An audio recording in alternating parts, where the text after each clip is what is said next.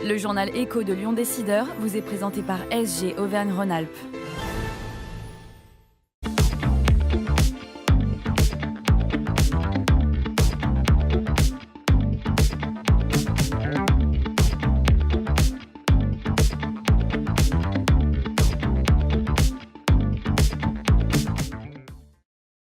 Bonjour et merci d'être fidèle au journal Écho de Lyon Décideur. Le groupe Mazo a fêté hier, jeudi 17 juillet, ses 100 ans avec toute son équipe, mais aussi ses partenaires, clients et collectivités locales. La présidente du groupe, Cécile Mazo, qui a pris les rênes du groupe familial voici 10 ans, est notre invitée aujourd'hui. Bonjour Cécile. Bonjour Jean-Pierre.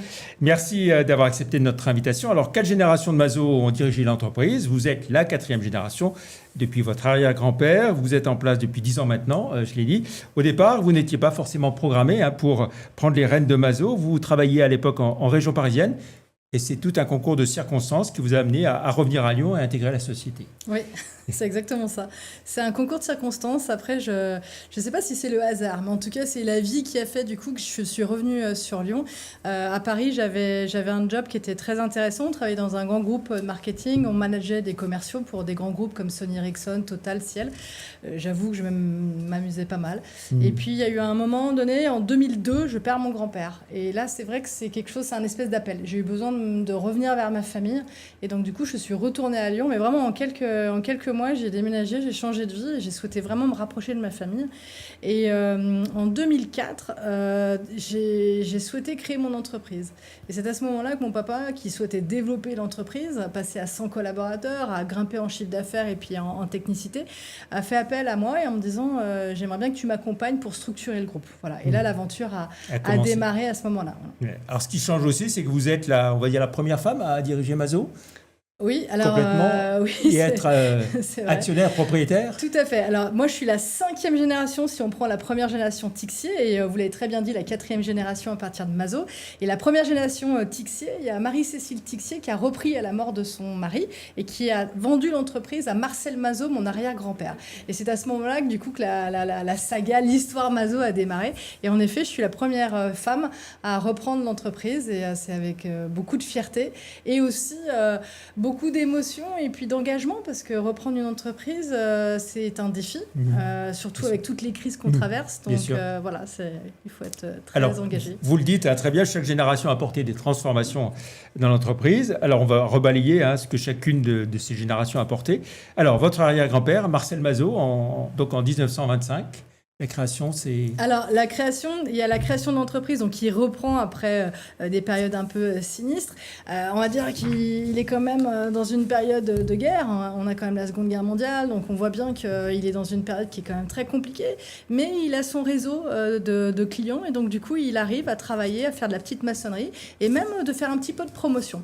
Mais il décède tôt d'une maladie. Et donc, du coup, son fils Pierre, mon grand-père, reprend l'entreprise. Alors là, c'est votre grand-père. Voilà, c'est ça. Et lui, il va développer quoi, 1964-65. La maçonnerie. Et lui, il développe la maçonnerie. Et pareil, il vit mai 68. Il vit quand même des changements économiques et sociaux en France qui sont quand même assez importants.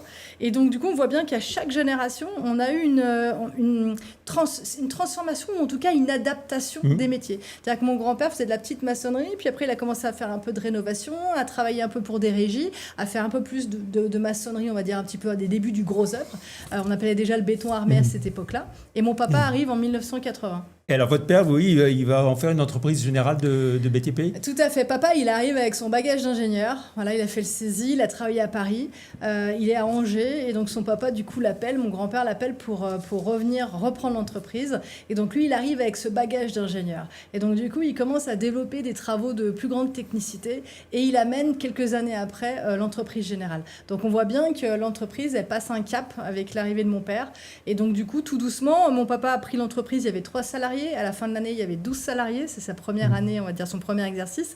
Et puis, année après année, il développe l'entreprise. Et moi, quand j'arrive en 2004, on est 70 à peu près. Et donc, du coup, après, assez rapidement, on passe à 100 collaborateurs. Alors, vous arrivez en 2004 et puis vous prenez la présidence et vous rachetez l'entreprise en 2015. Je prends la présidence en 2015. Voilà. Et vous en faites un groupe, on va dire, multi-activités avec une très forte prise en compte, bien sûr, des des enjeux environnementaux, c'est la patte. C'est ça, c'est Cécile Mazot. un peu la patte Cécile Mazot. Alors moi, ce que j'aime bien, c'est, j'aime pas, on va dire, avoir une seule activité. Voilà, donc on faisait beaucoup de logements. Donc j'ai développé le tertiaire, j'ai développé aussi la zone géographique. Donc on est devenu un acteur aura. Donc ça, c'était important pour moi de ne pas uniquement être sur un secteur d'activité, mais plusieurs zones géographiques. Et après, on a développé la conception-réalisation. Cette conception-réalisation, quelque part, elle me tenait à cœur parce que j'avais envie de développer des projets environnementaux, mais j'avais aussi envie de maîtriser ces projets. Et le fait d'être en conception, on part avec une équipe de maîtrise d'œuvre, on part avec des architectes, et donc du coup, on maîtrise la totalité, on va dire, du travail fait, et y compris, on répond à un cahier des charges, bien évidemment, pour répondre aux besoins de nos clients, mais on a quand même beaucoup plus les mains libres sur l'aspect politique environnemental. Voilà. Alors, vous êtes très engagé dans la Convention des entreprises pour le climat, vous multipliez les initiatives. Est-ce que c'est difficile en la matière de jouer les pionnières dans ce domaine ?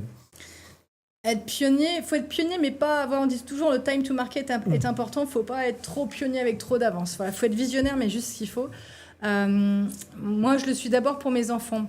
Voilà, j'ai des 2 enfants qui ont 16 et 12 ans, et j'ai envie de faire des choses pour eux. Voilà, ça m'anime, et j'ai envie de faire des choses aussi pour le bien commun. C'est-à-dire que, ce que je dis souvent à mes compagnons, on ne construit pas. On construit pour les autres. C'est important, l'expression « construire pour les autres ». C'est-à-dire qu'on doit faire attention à ce qu'on fait, à ce qu'on réalise.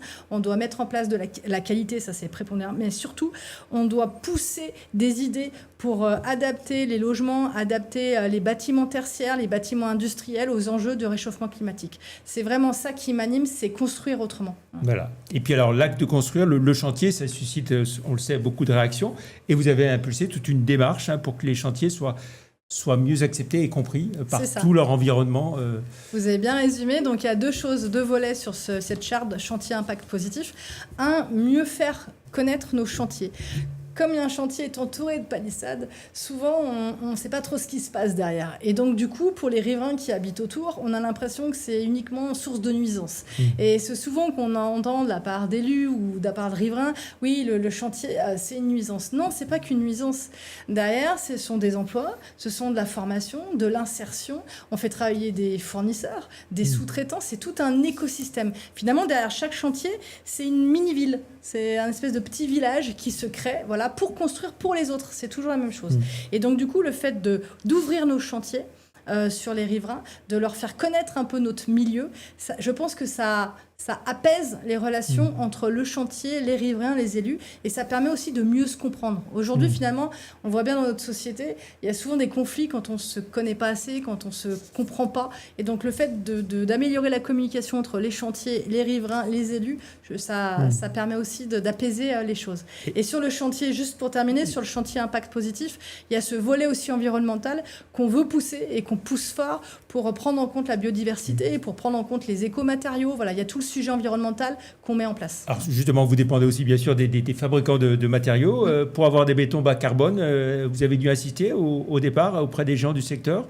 Est-ce qu'aujourd'hui la question ne se pose plus? C'est une évidence? Non, je pense que c'est devenu une évidence, mais finalement... Nous, on a une vision systémique. C'est important pour moi. Je trouve qu'aujourd'hui, dans le monde dans lequel on évolue, on ne peut plus être chacun de son côté. Ça ne marche plus. Donc, on doit finalement créer des partenariats et chacun, on va dire, avec son domaine, sa valeur ajoutée, finalement, on agglomère, on va dire, les savoir-faire de chacun. Les fournisseurs ont des services R&D qui sont extraordinaires. Nos PME n'ont pas de services R&D tels que chez nos fournisseurs. Donc, l'objectif, c'est de travailler les sujets d'innovation avec nos fournisseurs. Eux sont prêts parce qu'ils ont une quantité d'innovation, on va dire, dans leur labo. Et l'objectif, c'est de pousser ensemble. Après, on a quand même beaucoup de maîtres d'ouvrage qui sont engagés. Il suffit d'embarquer les maîtres d'ouvrage, d'embarquer les fournisseurs et de travailler finalement à 3 sur ces sujets d'innovation, on va dire, qu'ils soient environnementales, sociétales ou techniques. Alors, on va revenir à la transmission de l'entreprise de votre père à vous. Vous dites avoir éprouvé, dans l'article que vous avez consacré à l'histoire d'entreprise familiale du dernier Lyon Décideur, vous dites avoir éprouvé une forme de culpabilité à transformer l'entreprise et à ne pas faire comme votre père. Est-ce que cela a été long pour vous de vous défaire de ce sentiment de culpabilité ? Vous avez visé juste. Je pense que ce n'est pas une question de nombre de générations. Je pense que quand on est la deuxième génération aussi, on transforme après les parents et c'est toujours assez complexe. Et finalement, le fait d'avoir fait ce travail d'analyse de l'histoire de la famille et donc du coup de l'entreprise, on s'aperçoit que finalement, la transformation, elle est nécessaire.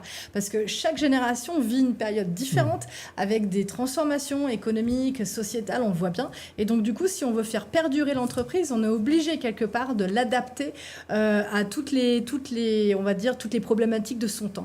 Et c'est vrai que vous avez complètement raison. J'ai eu un moment, comme j'ai du profond respect pour ce qu'a fait mon papa, ce qu'a fait, on va dire, mes ancêtres, j'ai eu un petit côté culpabilisant où je me disais, mais comment est-ce que j'ai le droit de la transformer à ce point-là, cette entreprise? Et finalement, oui, c'est nécessaire de la transformer.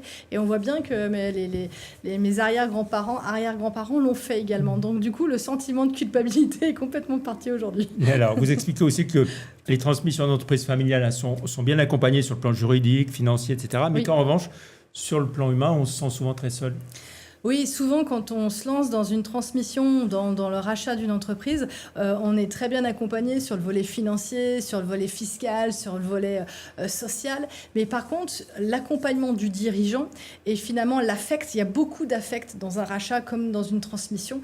Et sur ce volet-là, je trouve qu'on est moins accompagné, que ça soit pour celui qui achète comme celui qui vend. Il y a beaucoup d'affect, c'est normal. Après 30 ans, 40 ans de direction d'une entreprise familiale, c'est quand même assez complexe. On transmet un petit peu son bébé, on transmet son savoir-faire. Et donc, du coup, ça amène beaucoup d'affect et du coup, peut-être un peu de tension. Et je pense qu'on pourrait être mieux accompagné sur ces sujets. Et oui, parce que vous avez aussi complètement recomposé le comité de direction. J'imagine que ça n'a pas forcément été toujours simple non. de devoir se séparer Non, c'est jamais simple. Collaborateurs. C'est ce que je dis souvent à mes équipes, on ne fait pas ce travail-là pour se passer de nos collaborateurs.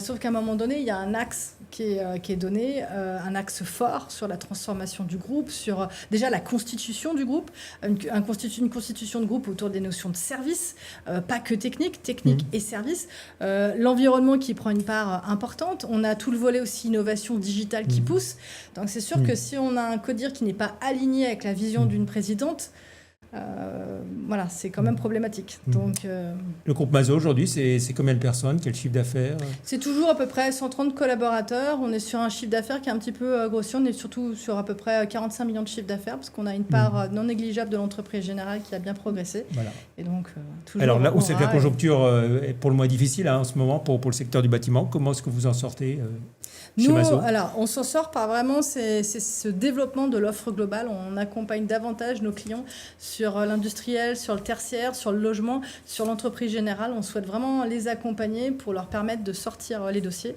Donc ça, c'est un volet qui marche très bien. Le volet environnemental, toujours. Donc on accompagne toujours nos clients sur des solutions qu'on met à leur disposition pour verdir les cahiers des charges, pour pouvoir développer des solutions innovantes.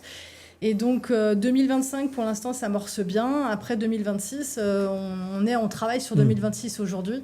Après, vous dire ce qui va en être 2026-2027, pour l'instant, c'est quand même assez compliqué. On n'a pas de signaux forts de la part du gouvernement pour se dire ça va repartir. Et voilà, c'est quand même très, très compliqué en ce moment pour l'ensemble des acteurs de la construction. Et puis, vous avez aussi plusieurs engagements professionnels, syndicaux. C'est indispensable que tout le monde s'engage au-delà de sa propre entreprise, d'une façon ou d'une autre? Oui, je pense que déjà le fait d'avoir des mandats, c'est tout bête, c'est très pragmatique, on sort la tête un peu du PC, on sort la tête du bureau et on va discuter avec d'autres chefs d'entreprise. Déjà, ça nous fait du bien. Surtout en période de crise, je pense que c'est nécessaire. Deuxièmement, le fait d'avoir des mandats, le fait d'être engagé, ça permet aussi de pousser aussi des avancées sociales, des avancées techniques. On défend nos métiers. On permet aussi de développer la formation, l'insertion sur le territoire. Donc, je pense que c'est plus que nécessaire que les chefs d'entreprise s'engagent. Au niveau de leur agenda, c'est toujours pareil. Il faut aussi prendre des mandats qui nous permettent aussi d'être présents dans nos entreprises.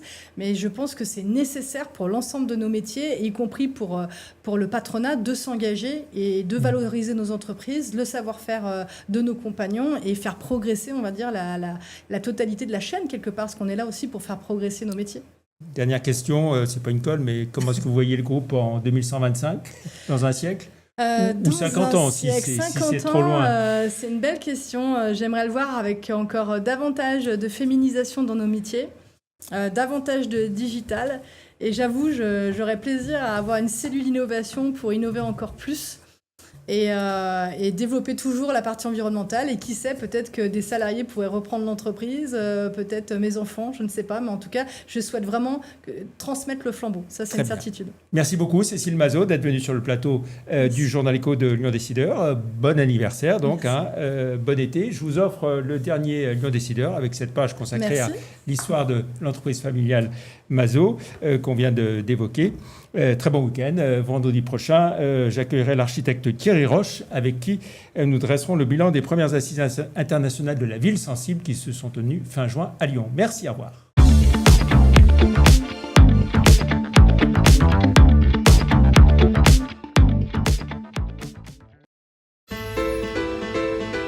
Faites grandir vos idées avec SG Auvergne-Rhône-Alpes.